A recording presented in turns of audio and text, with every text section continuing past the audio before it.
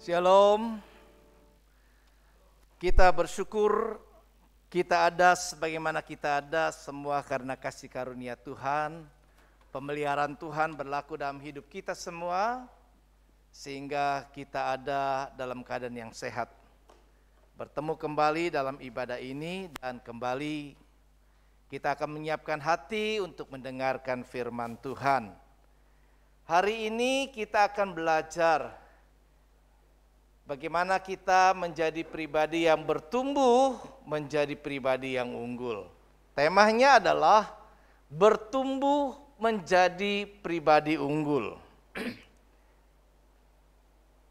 Nah, kita akan membaca kebenaran firman Tuhan di dalam 1 Timotius pasal yang keempat, dari ayat yang pertama sampai dengan ayat yang ke-16, kita akan membuka Alkitab kita masing-masing untuk membacanya. Saya akan bacakan bagi kita sekalian. Di sana ada judul perikop tugas Timotius dalam menghadapi pengajar sesat. Firman Allah berkata demikian, tetapi Roh dengan tegas mengatakan bahwa di waktu-waktu kemudian ada orang yang akan murtad lalu mengikuti roh-roh penyesat dan ajaran setan-setan. Oleh tipu daya pendusta-pendusta yang hati nuraninya memakai cap mereka. Mereka itu melarang orang kawin, melarang orang makan makanan yang diciptakan Allah supaya dengan pengucapan syukur dimakan oleh orang-orang yang percaya dan yang telah mengenal kebenaran. Karena semua yang diciptakan Allah itu baik dan suatu pun tidak ada yang haram jika diterima dengan ucapan syukur. Sebab semuanya itu dikuduskan oleh firman Allah dan oleh doa. Dengan selalu mengingatkan hal-hal itu kepada saudara-saudara kita, engkau akan menjadi seorang pelayan Kristus Yesus yang baik, terdidik dalam soal-soal pokok iman kita dan dalam ajaran sehat yang telah kau ikuti selama ini. Tetapi jauhilah tahyul dan dongeng-dongeng nenek tua. Latihlah dirimu beribadah. Latihan badani terbatas gunanya. Tetapi ibadah itu berguna dalam segala hal. Baik karena mengandung janji. Baik untuk hidup ini maupun untuk hidup yang akan datang. Perkataan ini benar dan patut diterima sepenuhnya. Itulah sebabnya kita berjerih payah dan berjuang, karena kita menaruh pengharapan kita kepada Allah yang hidup, juru selamat semua manusia, terutama mereka yang percaya. Beritakanlah dan ajarkanlah semuanya itu. Jangan seorang pun menganggap engkau rendah karena engkau muda. Jadilah teladan bagi orang-orang percaya dalam perkataanmu, dalam tingkah lakumu, dalam kasihmu, dalam kesetiaanmu, dan dalam kesucianmu. Sementara itu sampai aku datang, bertekunlah dalam membaca kitab-kitab suci, dalam membangun, dan dalam mengajar. Jangan lalai dalam mempergunakan karunia yang ada padamu, yang telah diberikan kepadamu oleh nubuat dengan penumpangan tangan sidang penatua. Perhatikanlah semuanya itu, hiduplah di dalamnya, supaya kemajuanmu nyata kepada semua orang. Awasilah dirimu sendiri dan awasilah ajaranmu. Bertekunlah dalam semuanya itu, karena dengan berbuat demikian, engkau akan menyelamatkan dirimu dan semua orang yang mendengarkan engkau. Nah, Bapak Ibu Saudara kekasih Tuhan, bagaimana kita bertumbuh menjadi pribadi unggul. Kalau kita bicara pribadi unggul, berarti menjadi pribadi yang tidak setara selevel dengan banyakan orang. Menjadi pribadi yang memiliki kelebihan-kelebihan dibandingkan dengan yang lainnya. Di dalam banyak hal, baik tingkat kecerdasan kita, pengertian kita, pengetahuan kita, iman kita, kasih kita, dan dalam banyak perilaku kehidupan lainnya. Dan kita perlu bertumbuh ke arah itu, supaya kehidupan kita seperti yang Tuhan inginkan. Kalau ada ajaran firman Tuhan di perjanjian lama, mata ganti mata, gigi ganti gigi. Semua itu harus tabur dan tuai. Tetapi ajaran Yesus jauh lebih daripada itu. Jika pipi kirimu ditampar, berilah pipi kananmu. Artinya tidak perlu membalas kejahatan dengan kejahatan. Harus memiliki kelebihan. Jika kita ingin menjadi orang yang paling utama, paling tinggi, hendak dia menjadi hamba dari semuanya itu. Jadi ada banyak pengajaran-pengajaran yang menuntut kita menjadi pribadi unggul yang lebih daripada yang lain. Dan karena itu firman Tuhan menasihatkan kepada kita sekalian supaya kita dapat mempersiapkan kehidupan kita mengalami pertumbuhan untuk menjadi pribadi unggul seperti yang Tuhan kehendaki.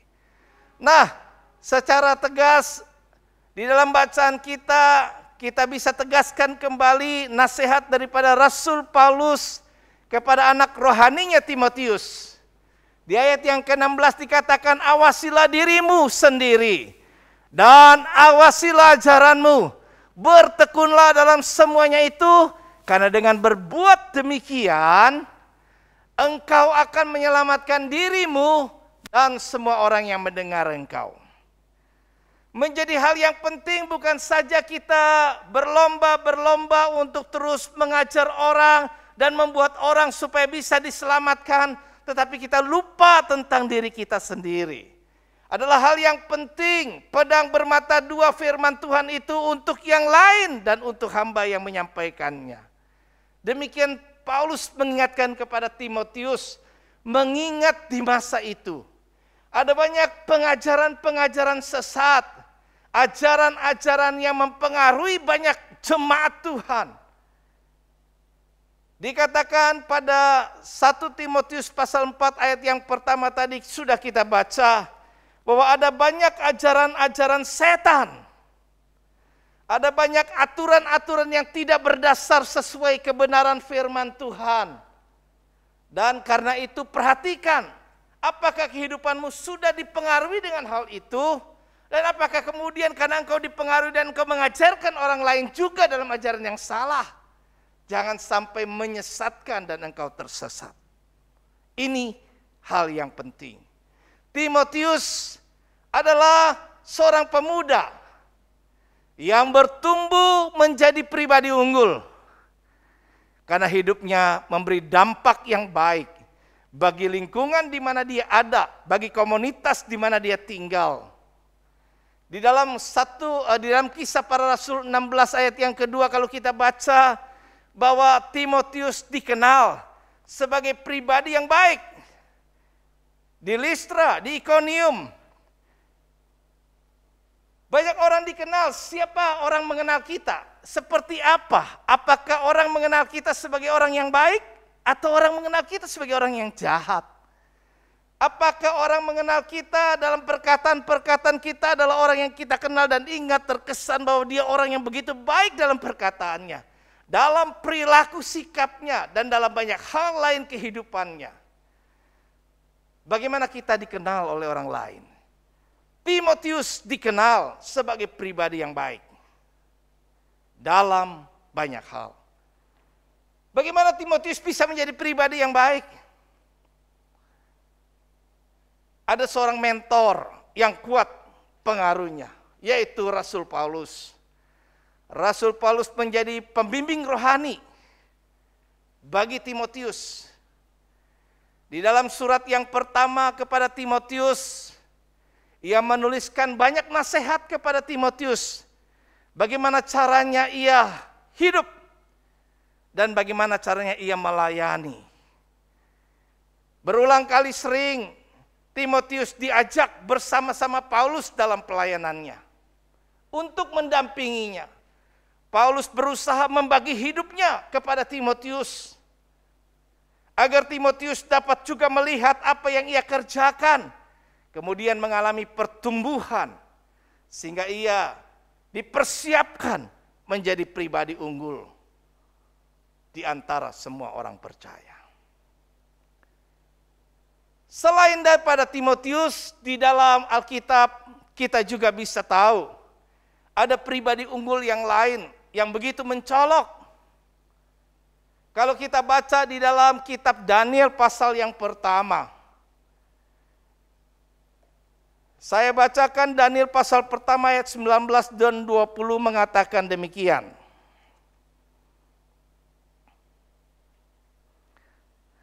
Raja bercakap-cakap dengan mereka dan di antara mereka sekalian itu tidak didapatinya yang setara dengan Daniel, Hananya, Misael, dan Azaria. Maka bekerjalah mereka itu pada raja.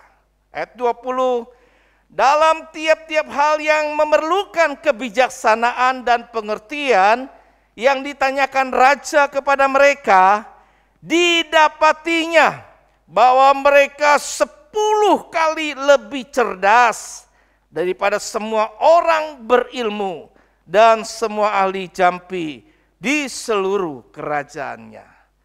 Bapak, Ibu, Saudara kekasih Tuhan, Daniel bisa menjadi pribadi unggul di antara semua yang lain.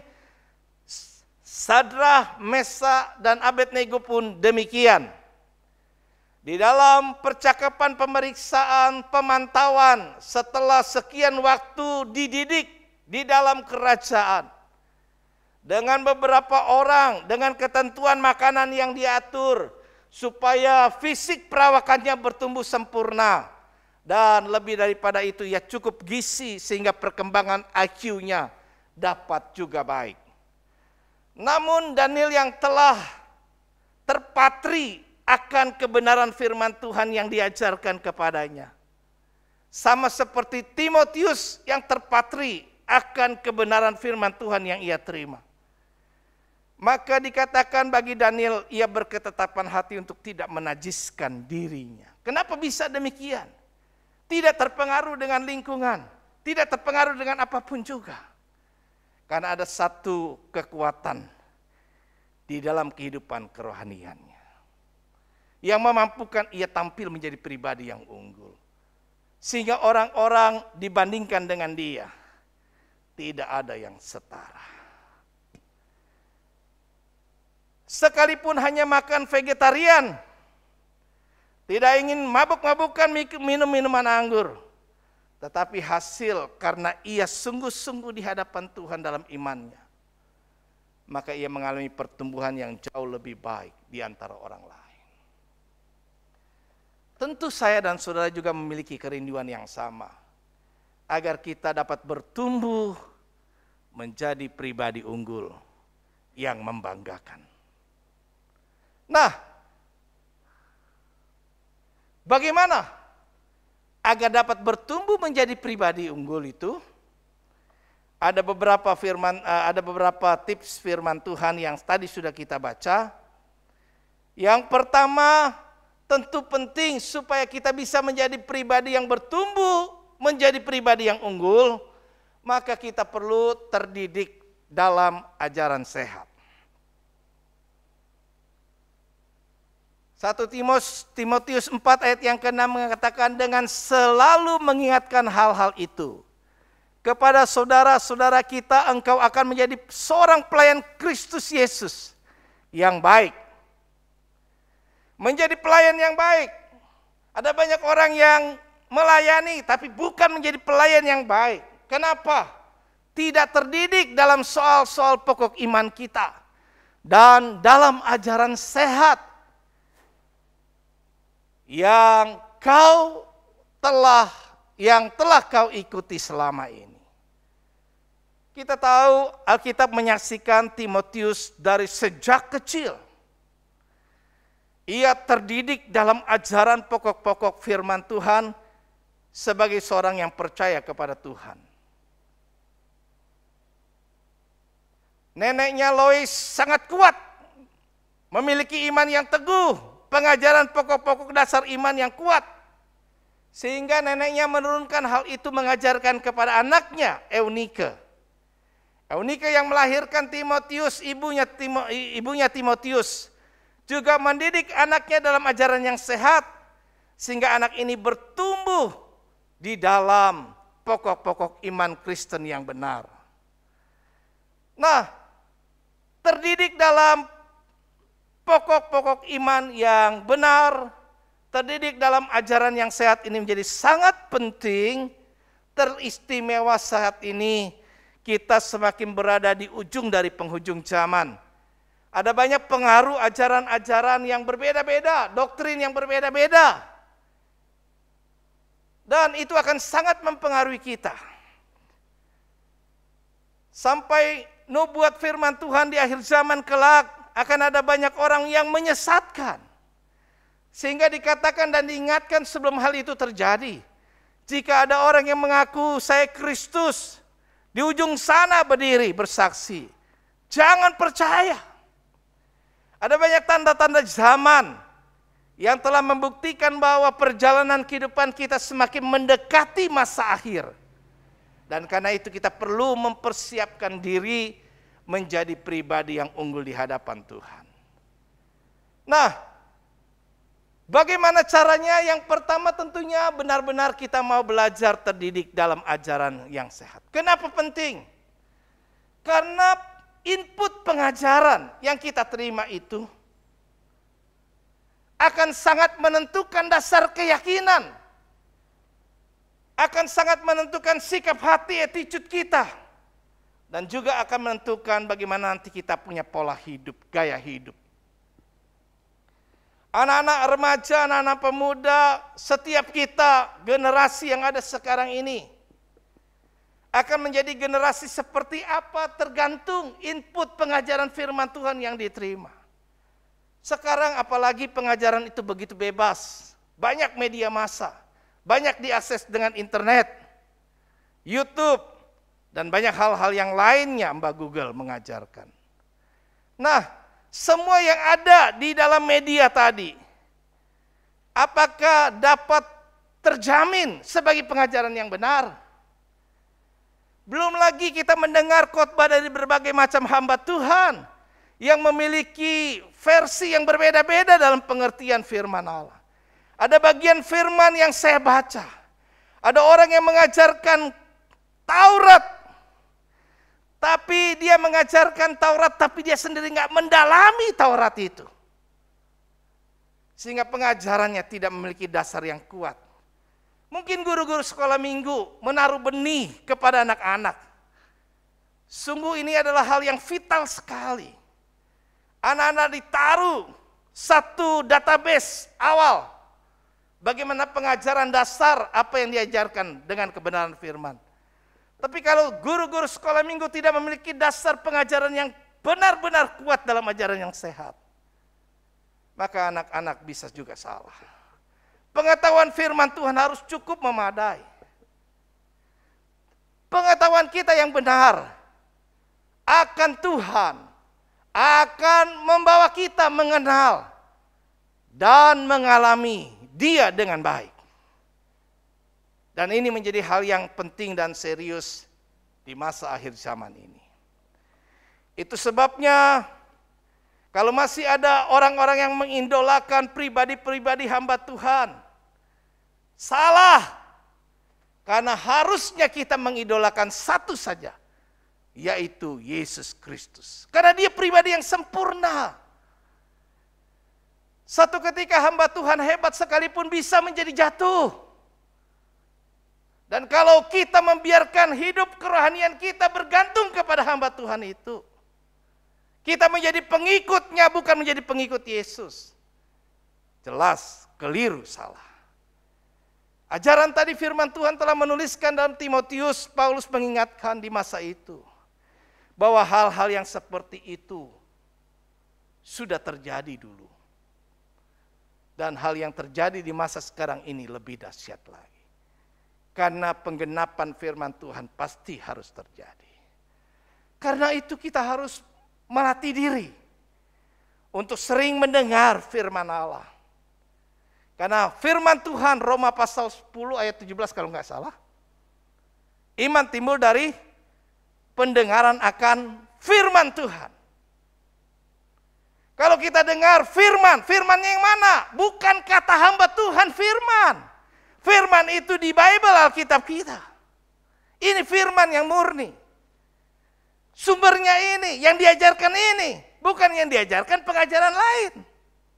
Apa yang diajarkan, ditulis, kita ambil intisarinya. Firman berkata apa? Itu yang menjadi pokok-pokok dasar ajaran yang sehat, yang harus kuat di dalam hidup kita sekalian. Karena itu penting bagi saya dan saudara untuk terus belajar secara rutin, baca firman Allah secara teratur, menyediakan waktu khusus untuk melakukan hal-hal yang seperti ini, agar terus kita mengalami pertumbuhan, membentuk pribadi dan karakter kita, supaya tetap menjadi pribadi yang unggul, tidak setara dengan yang lain, berbeda. Yang kedua, ini sepele kelihatannya, tapi hal yang sangat vital penting sesuai firman Allah. Disiplin beribadah. Di masa pandemi ini, ibadah ini diobrak-abrik. Mulai dari ibadah di gedung diobrak-abrik. Orang-orang yang dulu memegahkan gedung yang besar dengan fasilitas yang begitu mewah, pandemi ini membuat kita sama rata. Yang membedakan sekarang adalah teknologi. Yang memiliki kemampuan teknologi bisa tetap menjalankan ibadah secara online, live streaming. Tapi bayangkan mereka yang ada di pedesaan dengan minimnya fasilitas kemampuan online tadi. Mereka mengalami gangguan yang besar. Nah, firman Tuhan menasihatkan Rasul Paulus kepada Timotius, tetapi jauhilah tahyul, dongeng dan dongeng nenek-nenek tua. Latihlah dirimu beribadah, latihlah dirimu beribadah. Latihan badani terbatas gunanya, tetapi ibadah itu berguna dalam segala hal, karena mengandung janji baik untuk hidup ini maupun untuk hidup yang akan datang. Mau sehat, kita harus berolahraga dengan rutin. Kita harus berlatih. Kita berdisiplin diri untuk melatih. Nah, orang yang terlatih tentunya akan baik. Kalau dia latihan fitness dengan otot-otot yang dibentuk, tentu akan menciptakan satu pembentukan yang baik. Demikian pun dengan kerohanian kita, kalau kita berdisiplin membentuk hidup kita, diri kita, dengan hal yang manfaatnya jauh lebih besar. Powerful, karena apa? Karena itu berguna bukan saja untuk kehidupan di saat sekarang kita hidup, tapi juga di masa yang akan datang. Kita dipersiapkan diri untuk terbiasa hidup dalam lingkungan hadirat Tuhan. Sebab orang-orang yang menginginkan masuk surga adalah orang-orang yang kelak akan hidup sepanjang waktu 24 jam di hadirat Tuhan. Kalau kita tidak terbiasa ada tinggal di dalam hadirat Tuhan, kita tidak betah di dalam hadirat Tuhan, kita khawatir bahwa nanti kelak kita berada di sana kita tidak betah. Jangankan 2 jam, rasanya 1 jam kita nggak betah. Padahal kita harus hidup tinggal di sana seterusnya.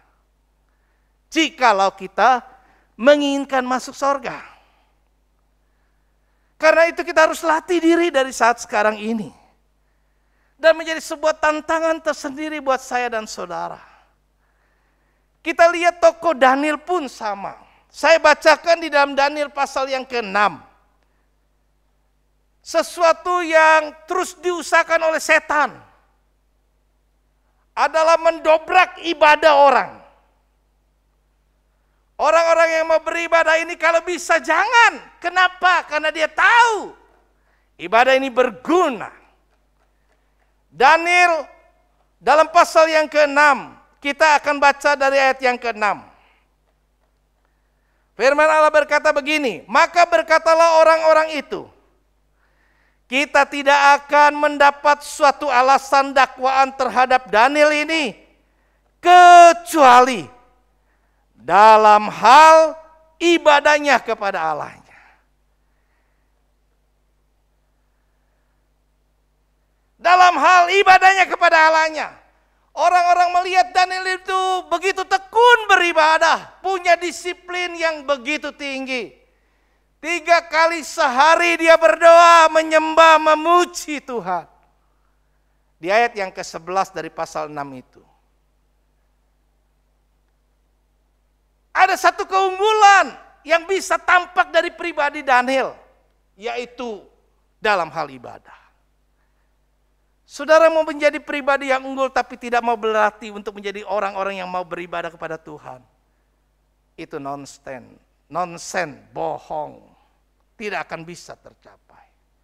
Saudara menginginkan kerajaan surga kelak nanti. Langit baru, bumi baru dengan kehidupan di hadirat Allah. Tapi kalau kita tidak melatih diri untuk tinggal di dalam hadirat Allah dan betah ada di dalam hadirat Allah,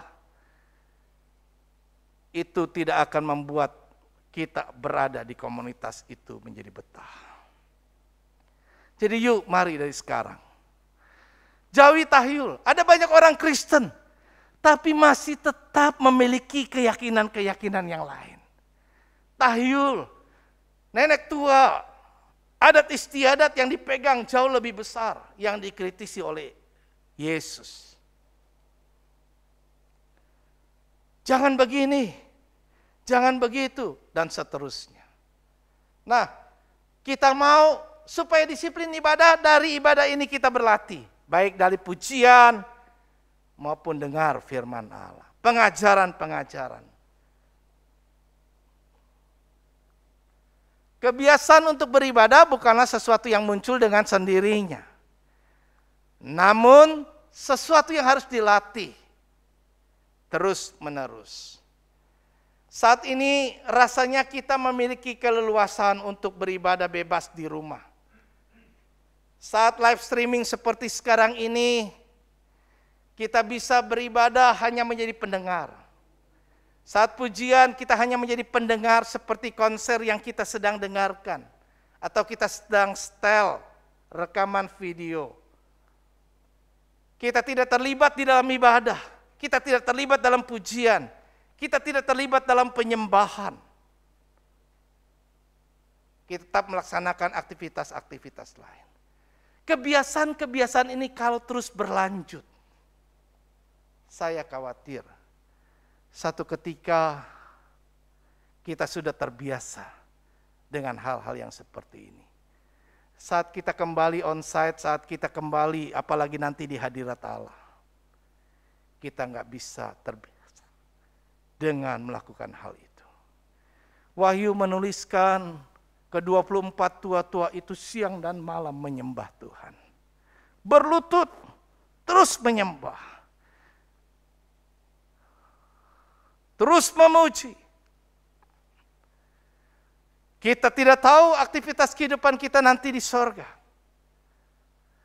Tetapi persiapkan diri dari saat sekarang ini dalam ibadah. Pada masa pandemi ini, mari kita belajar. Sekalipun kita ada dalam keterbatasan, kalau memang nggak bisa onsite di rumah, jadikan rumah tempat ibadah kita. Sama seperti ketika kita di gereja. Latih belajar itu. Saya berlatih seperti itu. Ketika disuruh bangun, bangun. Berdiri, angkat tangan. Kita masuk larut dalam semua hal itu. Baru nanti kita akan mengalami rasanya benar-benar kita beribadah. Beda dengan hanya setel nonton. Beda. Orang yang rindu untuk mengenal Tuhan tentu rindu untuk beribadah. Orang yang mengasihi Tuhan pasti selalu ingin dekat dengan orang yang dikasihinya. Yang terakhir, menjadi teladan. Berapa lama kita sudah menjadi orang Kristen, tidak menjamin kita menjadi pribadi yang unggul. Usia di dalam perjalanan kerohanian kita mengiring Tuhan tidak menjamin. Tetapi kualitas itu. Ada orang yang baru mengenal Tuhan belum lama dibanding orang yang sudah tahunan. Tapi yang baru lebih terbuka hatinya untuk dibentuk dibanding orang yang lama. Dalam perjanjian lama dikatakan itu pintu gerbang lama. Sulit dibentuk. Punya dasar-dasar yang sudah kuat duluan. Tetapi orang yang mau membuka hati terus dibentuk. Akhirnya berkualitas. Maka Rasul Paulus berkata di tengah-tengah situasi yang seperti itu, jangan seorang pun menganggap engkau rendah karena engkau muda. Tidak ditinjau dari saja hanya sisi usia. Tapi yang paling menonjol sebagai pribadi yang unggul itu adalah jadi teladan. Bagi orang-orang percaya. Kenapa orang-orang percaya? Karena ukurannya sejajar apple to apple. Sama-sama dengan apel-apel. Sama-sama levelnya. Kalau enggak selevel, udah pasti harusnya orang Kristen lebih baik dari orang dunia. Tapi kalau orang Kristen tidak lebih baik dari orang dunia, lebih parah lagi. Yang diinginkan Tuhan, dia lebih baik dari semua orang percaya yang lainnya. Dalam perkataan, tingkah laku, kasih dan kesetiaan serta kesucianmu.